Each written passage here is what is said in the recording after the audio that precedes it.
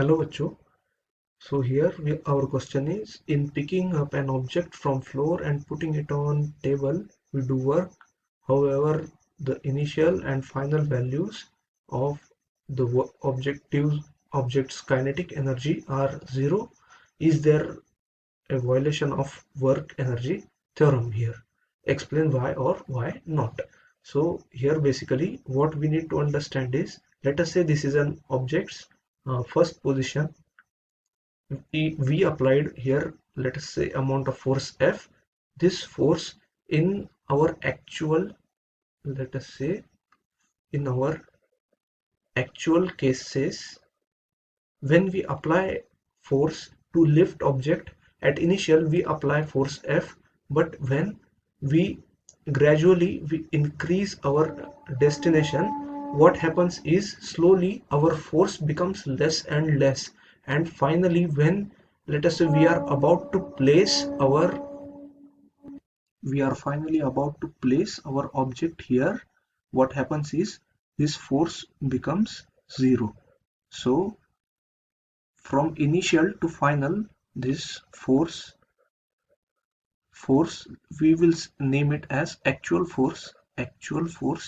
This actual force is at a finite, let us say, x constant.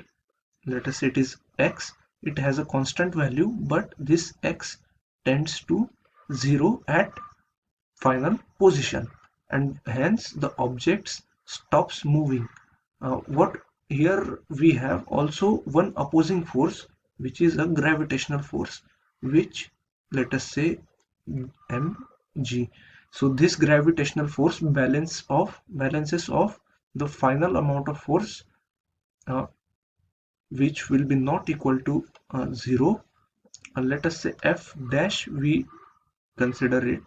So when f dash is here finally mg, so we start off from f, which tends to f dash, and the what tends to 0, the actual force here is f minus mg. So let us say we apply f amount of force here, then naturally mg is in downward direction. So this applied this resultant force, let us say resultant force, this will tend to 0. We named it x. So here, is there a violation of work energy theorem? Definitely no.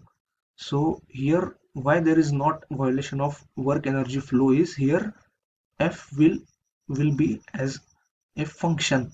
So f has a initial value of, let us say, f, and final value of f dash. This is initial value, and f dash, which is final value, and then we have to, for getting the work done, we have to integrate f dash dx, where f dash will be function of x itself.